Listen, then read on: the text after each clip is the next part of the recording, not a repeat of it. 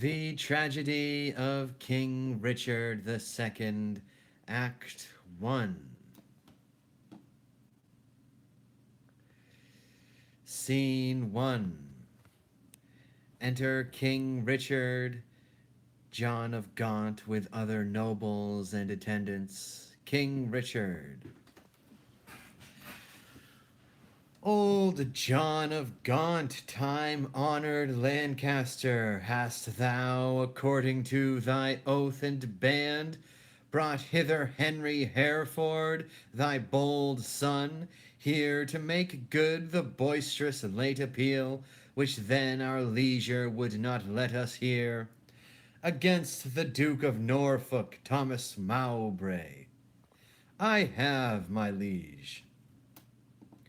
Tell me, moreover, hast thou sounded him, if he appeal the Duke on ancient malice, or worthily, as a good subject should, on some known ground of treachery in him? As near as I could sift him on that argument, on some apparent danger seen in him, aimed at your highness, no inveterate malice. Then call them to our presence, face to face, and frowning brow to brow. Ourselves will hear, the accuser and the accused freely speak. High-stomached are they both, and full of ire, in rage, deaf as the sea, hasty as fire. Many years of happy days befall, my gracious sovereign, my most loving liege. Each day still better others' happiness, until the heavens, envying earth's good hap, add an immortal title to your crown. We thank you both, yet one but flatters us, as well appeareth by the cause you come, namely to appeal each other of high treason. Cousin of Hereford, what dost thou object against the Duke of Norfolk, Thomas Mowbray? First, heaven be the record to my speech, in the devotion of a subject's love, tendering the precious safety of my prince, and free from other misbegotten hate, come I appellant to this princely presence. Now, Thomas Mowbray, do I turn thee to thee, and mark my greeting well, for what I speak, my body shall make good upon this earth, or my divine soul answer it in heaven. Thou art a traitor and a miscreant, too good to be so, and too bad to live. Since the more fair and crystal is the sky, the uglier seem the clouds that in it fly. Once more, the more to aggravate the note, with a foul traitor's name stuff I the throat, and wish, so please my sovereign ear I move, what my tongue speaks, my right drawn sword may prove. Let not my cold words here accuse my zeal. 'Tis not the trial of a woman's war. The bitter clamor of two eager tongues can arbitrate this cause betwixt us twain. The blood is hot that must be cooled for this. Yet can I not of such tame patience boast as to be hushed and not at all to say? First, the fair reverence of your highness curbs me from giving reins and spurs to my free speech, which else would post until it had returned these terms of treason doubled down his throat, setting aside his high blood's royalty, and let him be no kinsman to my liege. I do defy him, and I spit at him, call him a slanderous coward and a villain, which to maintain I would allow him odds, and meet him, were I tied to run afoot, even to the frozen ridges of the Alps, or any other ground inhabitable, where ever Englishman durst set his foot. Meantime, let this defend my loyalty, by all my hopes most falsely doth he lie. Pale trembling coward, there I throw my gage, disclaiming here the kindred of the king, and lay aside my high blood's royalty, which fear, not reverence, makes thee to accept. If guilty dread have left thee so much strength as to take up mine honor's pawn, then stoop. By that and all the rights of knighthood else will I make good against thee arm to arm what I have spoke, or thou canst worst devise. I take it up, and by that sword I swear, which gently laid my knighthood on my shoulder, I'll answer thee in any fair degree, or chivalrous design of knightly trial. And when I mount, alive may I not light, if I be traitor or unjustly fight. What doth our cousin lay to Mowbray's charge? It must be great that can inherit us so much as of a thought of ill in him. Look what I speak, my life shall prove it true, that Mowbray hath received 8,000 nobles in the name of lendings for your highness's soldiers, the which he hath detained for lewd employments, like a false traitor and injurious villain. Besides, I say, and will in battle prove, or here or elsewhere to the furthest verge that ever was surveyed by English eye, that all the treasons for this 18 years complotted and contrived in this land, fetch from false Mowbray their first head and spring. Further I say, and further will maintain, upon this bad life to make all this good, that he did plot the Duke of Gloucester's death, suggest his soon believing adversaries, and consequently, like a traitor coward, sluiced out his innocent soul through streams of blood, which blood, like sacrificing Abel's cries, even from the tongueless caverns of the earth, to me for justice and rough chastisement, and by the glorious worth of my descent, this arm shall do it, or this life be spent. How high a pitch his resolution soars! Thomas of Norfolk, what sayest thou to this? Oh, let my sovereign turn away his face, and bid his ears a little while be deaf, till I have told this slander of his blood, how God and good men hate so foul a liar. Mowbray, impartial are our eyes and ears.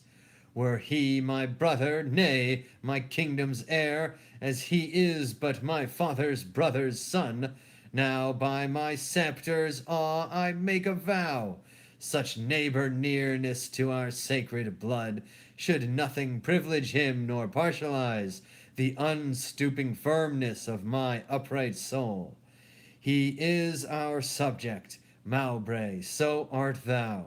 Free speech and fearless I to thee allow. Then Bolingbroke, as low as to thy heart, through the false passage of thy throat thou liest. 3 parts of that receipt I had for Callus, disbursed I duly to his highness's soldiers. The other part reserved I by consent, for that my sovereign liege was in my debt, upon remainder of a dear account, since last I went to France to fetch his queen. Now swallowed down that lie, for Gloucester's death I slew him not, but to my own disgrace neglected my sworn duty in that case. For you, my noble lord of Lancaster, the honorable father to my foe, once did I lay in ambush for your life, a trespass that doth vex my grieved soul. But ere I last received the sacrament, I did confess it, and exactly begged your grace's pardon, and I hope I had it. This is my fault. As for the rest appealed, It issues from the rancor of a villain, a recreant and a most degenerate traitor, which in myself I boldly will defend, and interchangeably hurl down my gage upon this overweening traitor's foot, to prove myself a loyal gentleman, even in the best blood chambered in his bosom, in haste whereof most heartily I pray your highness to assign our trial day. Wrath-kindled gentlemen, be ruled by me. Let's purge this collar without letting blood. This we prescribe, though no physician. Deep malice makes too deep incision. Forget, forgive, conclude, and be agreed. Our doctors say this is no mouth to bleed. Our doctors say this is no month to bleed. Good uncle, let this end where it begun. We'll calm the Duke of Norfolk, you, your son. To be a makepeace shall become my age. Throw down, my son, the Duke of Norfolk's gage, and Norfolk throw down his. When, Harry, when? Obedience bids I should not bid again. Norfolk throw down, we bid, there is no boot. Myself I throw, dread sovereign, at thy foot. My life thou shalt command, but not my shame. The one my duty owes, but my fair name, despite of death that lives upon my grave, to dark dishonor's use thou shalt not have.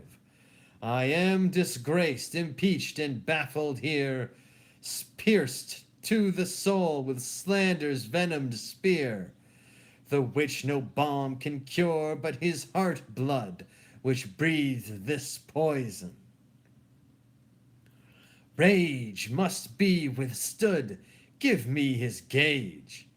Lions make leopards tame. Yea, but not change his spots, take but my shame, and I resign my gage. My dear, dear lord, the purest treasure mortal times afford is spotless reputation. That away, men are but gilded loam or painted clay. A jewel in a 10 times barred up chest is a bold spirit in a loyal breast. Mine honor is my life, both grow in one.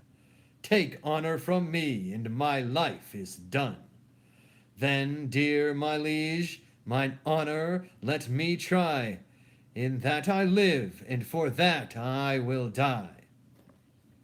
Cousin, throw up your gage, do you begin? O God, defend my soul from such deep sin. Shall I seem crestfallen in my father's sight, or with pale beggar fear impeach my height?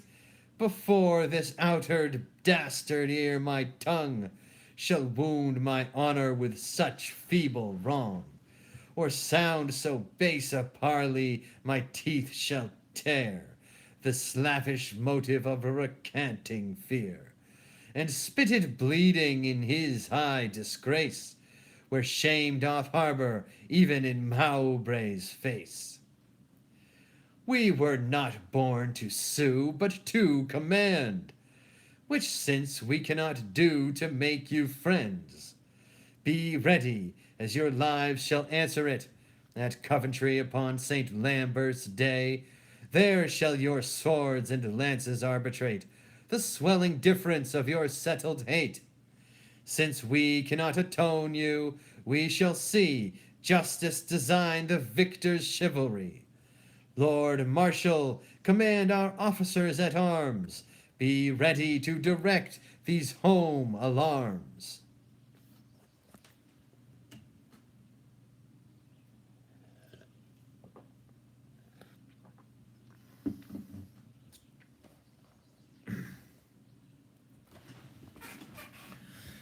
Scene 2. Enter John of Gaunt with the Duchess of Gloucester.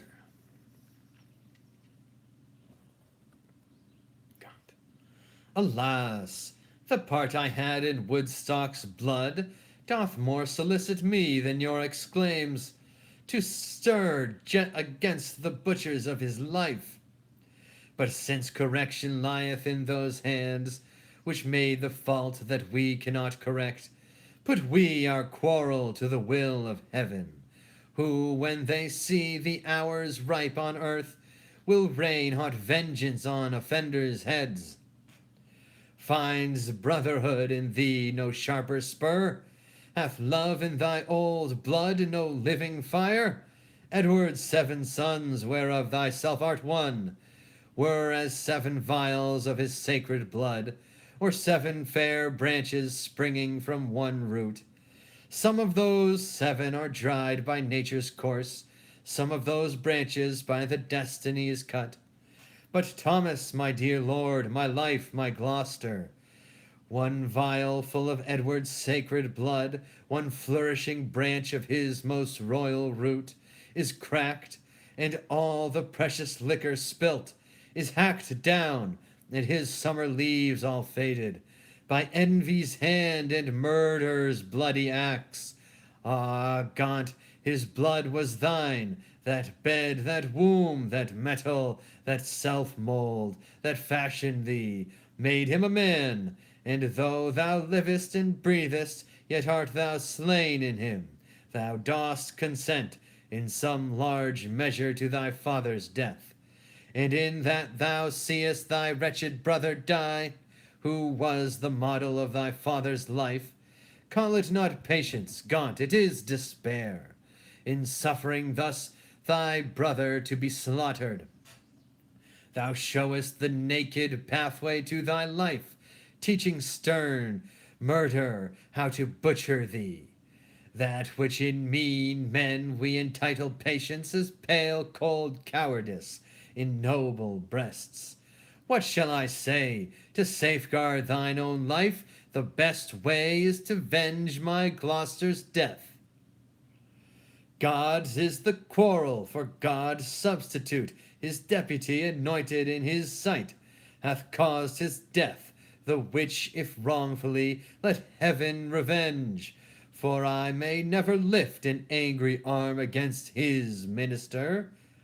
Where then, alas, may I complain myself? To God, the widow's champion and defence. Why then I will, farewell, old Gaunt. Thou goest to Coventry, there to behold our cousin Hereford and fell Mowbray fight. Oh, sit my husband's wrong on Hereford's spear, that it may enter butcher Mowbray's breast. Or if misfortune miss the first career, be Mowbray's sins so heavy in his bosom, that they may break his foaming courser's back, and throw the rider headlong in the lists, a caitiff recreant to my cousin Hereford. Farewell, old Gaunt, thy sometimes brother's wife, with her companion, Grief, must end her life. Sister, farewell, I must to Coventry, as much good stay with thee as go with me.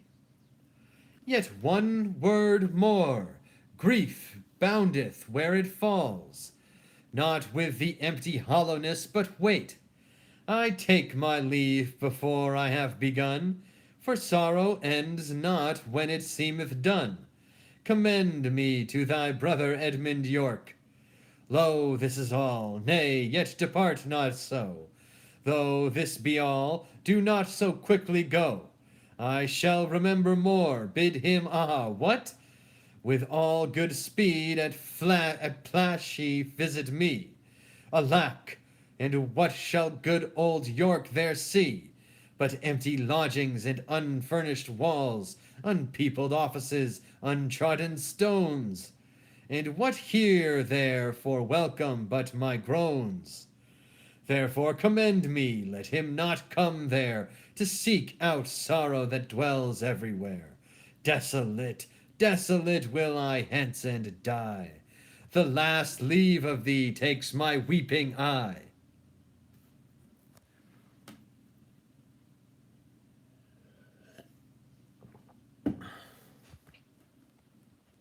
Scene 3. Enter Lord Marshal and the Duke O'Merle. Marshal. My Lord O'Merle, is Harry Hereford armed? Yea, at all points, and longs to enter in. The Duke of Norfolk, spritefully and bold, stays but the summons of the appellant's trumpet.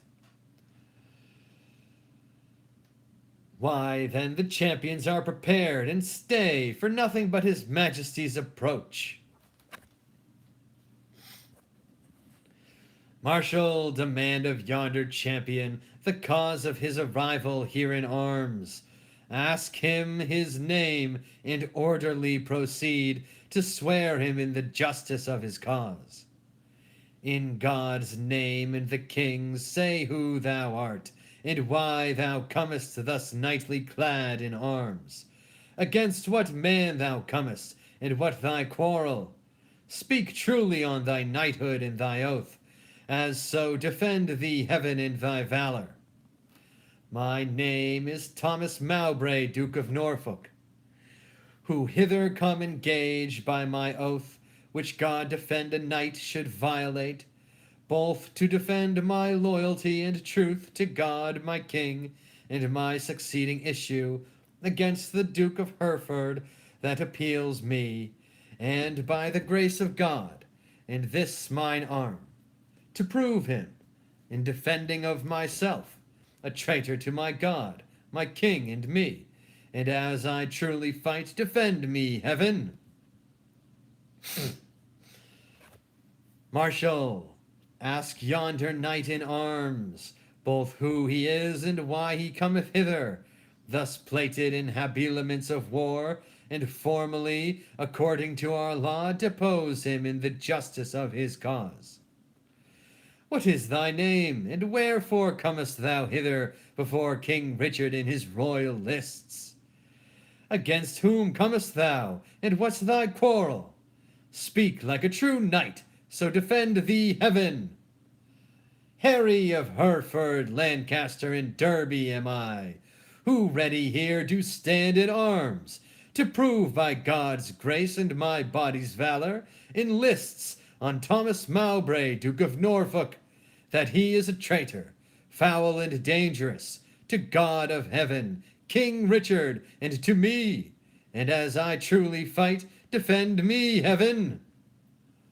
On pain of death, no person be so bold or daring hardy as to touch the lists, except the marshal and such officers appointed to direct these fair designs.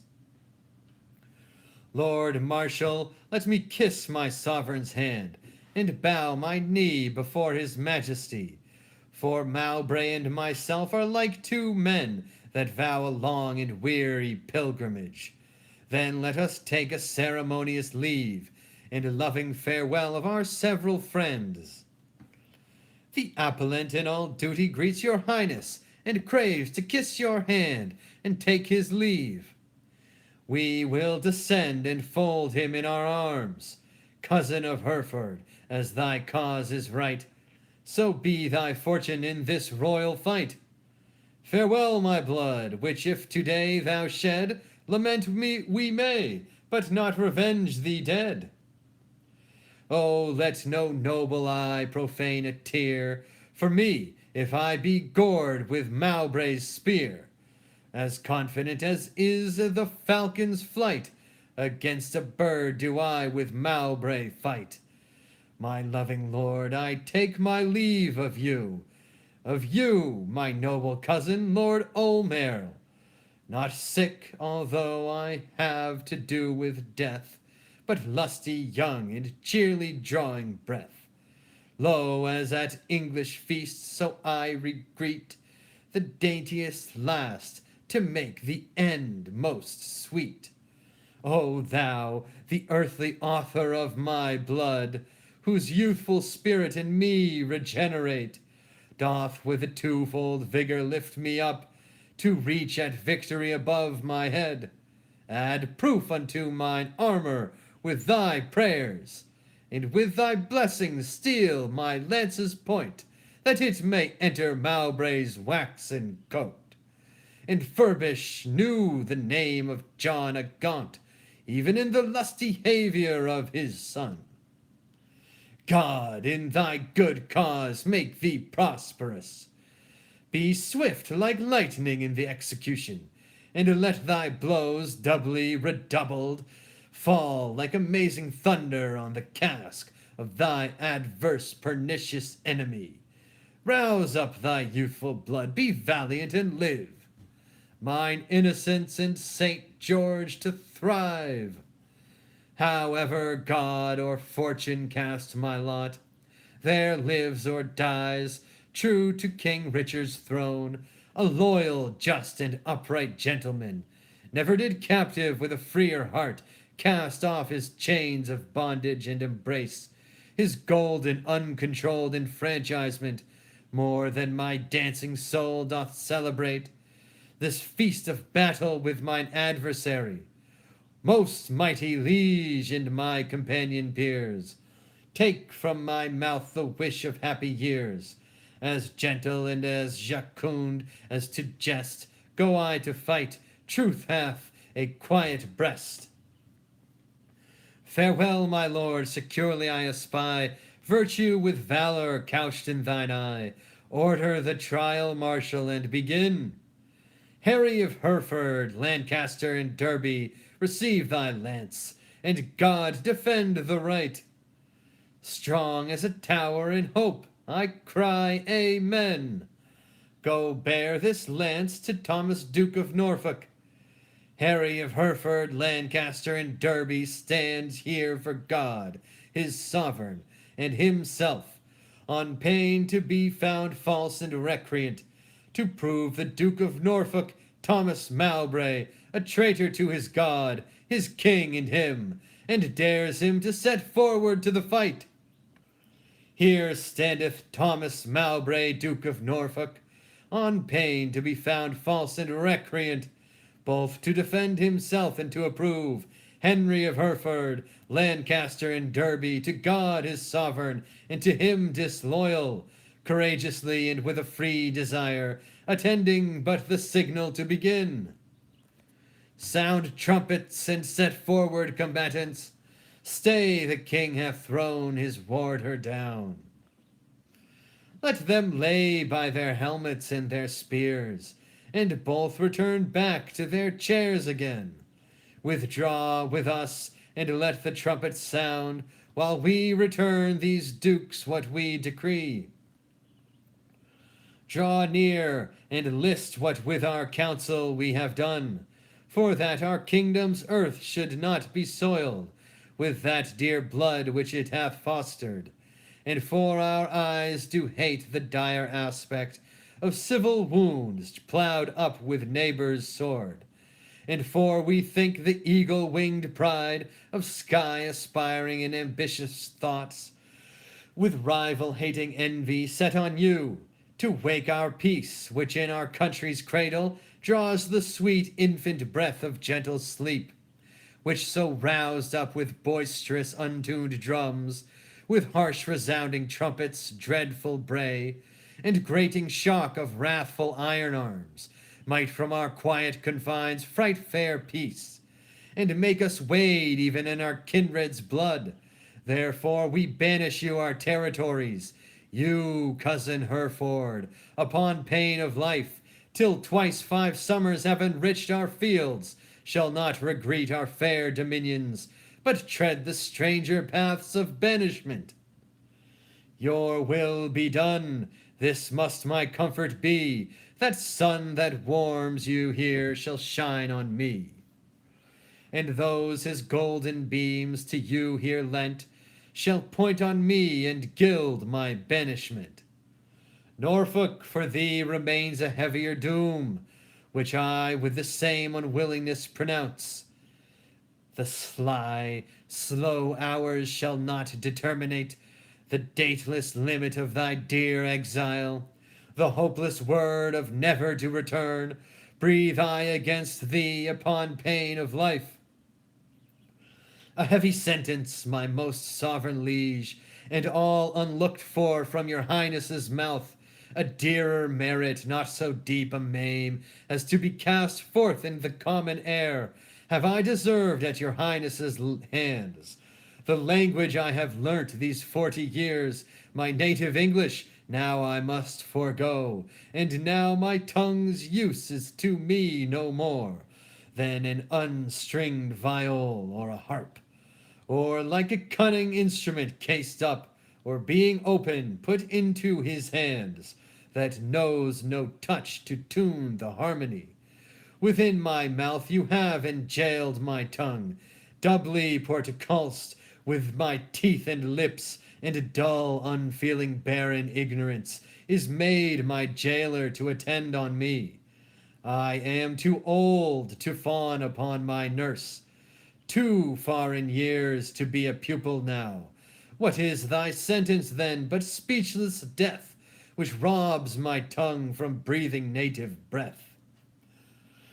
It boots thee not to be compassionate, after our sentence plaining comes too late. Then thus I turn me from my country's light, to dwell in solemn shades of endless night. Return again and take an oath with thee. Lay on our royal sword your banished hands. Swear by the duty that ye owe to God. Our part therein we banish with yourselves, to keep the oath that we administer. You never shall, so help you truth and God, embrace each other's love in banishment, nor never look upon each other's face, nor never write, regret, nor reconcile this lowering tempest of your home-bred hate, nor never by advised purpose meet to plot, contrive, or complot any ill gainst us, our state, our subjects, or our land. I swear, and I, to keep all this. Norfolk, so fair as to mine enemy, by this time had the king permitted us, one of our souls had wandered in the air, banished this frail sepulchre of our flesh, as now our flesh is banished from this land. Confess thy treasons ere thou fly the realm. Since thou hast far to go, bear not along the clogging burthen of a guilty soul. No, Bolingbroke, if ever I were traitor, my name be blotted from the book of life, and I from heaven banished as from hence. But what thou art, God, thou and I do know, and all too soon, I fear, the king shall rue. Farewell, my liege, now no way can I stray, save back to England, all the world's my way. Uncle, even in the glasses of thine eyes I see thy grieved heart, thy sad aspect hath from the number of his banished years plucked 4 away. 6 frozen winters spent, return with welcome home from banishment. How long a time lies in one little word, 4 lagging winters and 4 wanton springs, end in a word, such is the breath of kings. I thank my liege that in regard of me he shortens 4 years of my son's exile.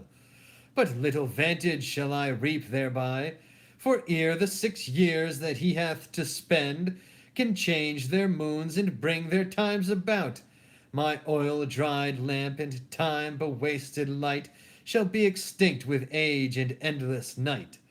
My inch of taper will be burnt and done, and blindfold death not let me see my son. Why, uncle, thou hast many years to live, but not a minute, king, that thou canst give. Shorten my days thou canst with sullen sorrow, and pluck nights from me, but not lend a morrow. Thou canst help time to furrow me with age, but stop no wrinkle in his pilgrimage. Thy word is current with him for my death, but dead thy kingdom cannot buy my breath. Thy son is banished upon good advice, whereto thy tongue a party verdict gave. Why, at our justice seemest thou then to lower. Things sweet to taste prove in digestion sour. You urged me as a judge, but I had rather you would have bid me argue like a father. Oh, had it been a stranger, not my child, to smooth his fault I should have been more mild. A partial slander sought I to avoid, and in the sentence of my own life destroyed. Alas, I looked when some of you should say I was too strict to make mine own away. But you gave leave to my unwilling tongue against my will to do myself this wrong. Cousin, farewell, and uncle bid him so. 6 years we banish him, and he shall go. Cousin, farewell, what presents must not know. From where you do remain, let paper show. My lord, no leave take I, for I will ride as far as land will let me by your side. Oh, to what purpose dost thou hoard thy words, that thou returnest no greeting to thy friends? I have too few to take my leave of you, when the tongue's office should be prodigal, to breathe the abundant dolor of the heart. Thy grief is but thy absence for a time. Joy absent, grief is present for that time. What is 6 winters? They are quickly gone. 2 men enjoy, but grief makes 1 hour 10. Call it a travel that thou takest for pleasure. My heart will sigh when I miscall it so, which finds it an enforced pilgrimage. The sullen passage of thy weary steps esteem as foil wherein thou art to set the precious jewel of thy home return. Nay, rather, every tedious stride I make will but remember me what a deal of world I wander from the jewels that I love. Must I not serve a long apprenticeship to foreign passages, and in the end, having my freedom, boast of nothing else but that I was a journeyman to grief? All places that the eye of heaven visits are to a wise man ports and happy havens. Teach thy necessity to reason thus. There is no virtue like necessity. Think not the king did banish thee, but thou the king. Woe doth the heavier sit, where it perceives it is but faintly born. Go, say I sent thee forth to purchase honor, and not the king exiled thee. Or suppose devouring pestilence hangs in our air, and thou art flying to a fresher clime. Look what thy soul holds dear, imagine it, to lie that way thou goest, not whence thou comest. Suppose the singing birds musicians, the grass whereon thou treadest the presence strode, the flowers fair ladies, and thy steps no more than a delightful measure or a dance. For gnarling sorrow hath less power to bite the man that mocks at it and sets it light.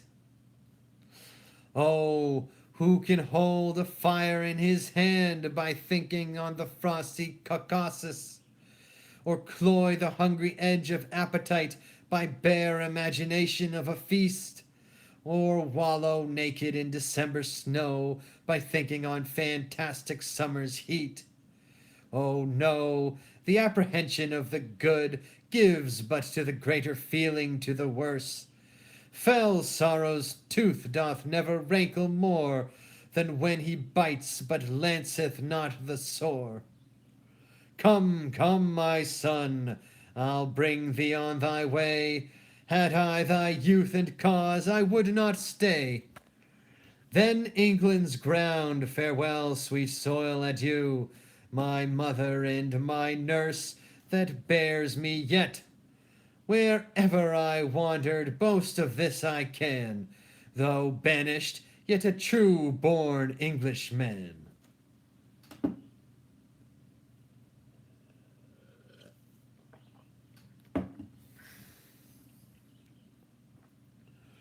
Scene 4.